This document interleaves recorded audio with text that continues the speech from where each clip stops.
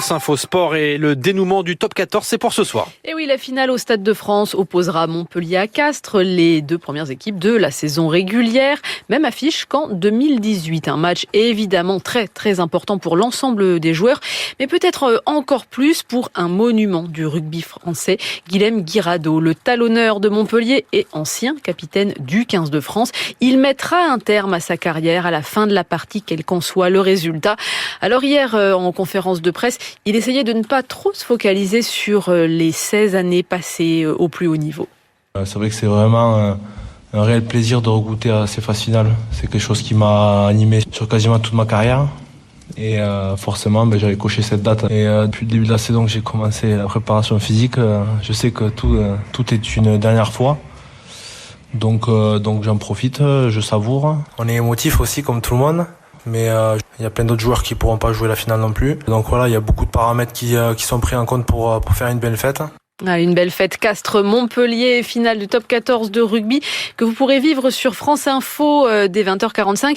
Et je rappelle ce point pratique pour les spectateurs munis d'un billet pour le Stade de France. Il est conseillé d'arriver vraiment le plus tôt possible en raison de grève sur le RER. De la natation aussi dans l'actualité sportive en ce moment, Laetitia. Et pour une fois, Florent Manodou n'y arrive pas. Et non, le multimédaillé éliminé hier en demi-finale du 50 mètres nage libre aux mondiaux à Budapest. Et pourtant, c'est sa distance de prédilection.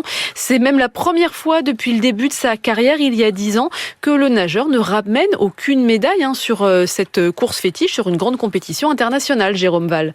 Florent Manodou avait prévenu, il n'y aurait pas de miracle à Budapest pour ces mondiaux. Et les courses d'hier l'ont montré, à 31 ans, il est encore loin des meilleurs. C'est mon niveau du jour. À un moment donné, quand on travaille moins, on va moins vite. Le talent ne suffit pas. J'ai juste pas le niveau pour faire une médaille. Une contre-performance logique. Cette année, il n'a pas été un nageur à 100%. Une pause de plusieurs mois après les JO de Tokyo, un changement de club de Marseille à Antibes et de nouveaux entraîneurs. Florent Manodou avait besoin de souffler pour mieux retrouver l'envie et le plaisir. Je sais que l'objectif principal, c'est Paris 2024 et j'ai pris cette année exprès pour pouvoir être frais sur les 2 prochaines années. Quand je vais à la piscine, il n'y a plus aucun moment ou presque plus, où j'y vais à reculons, je me dis, je vais nager, ça va être dur, etc.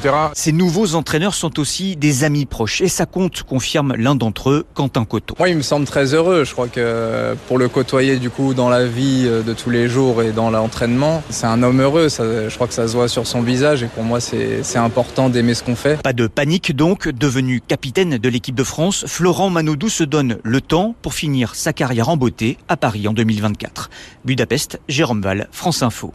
Et ce soir au Mondiaux, on retrouvera un autre Français en finale du 50 mètres nage libre, à savoir Maxime Brousset, déjà médaillé d'argent sur ce championnat, sur le 100 mètres. Une finale aussi côté française sur le 50 mètres papillon pour Marie Wattel et Mélanie Hennick. Merci Laetitia Bernard, service des sports de France Info. Vous écoutez le 5-7, il est 6h30.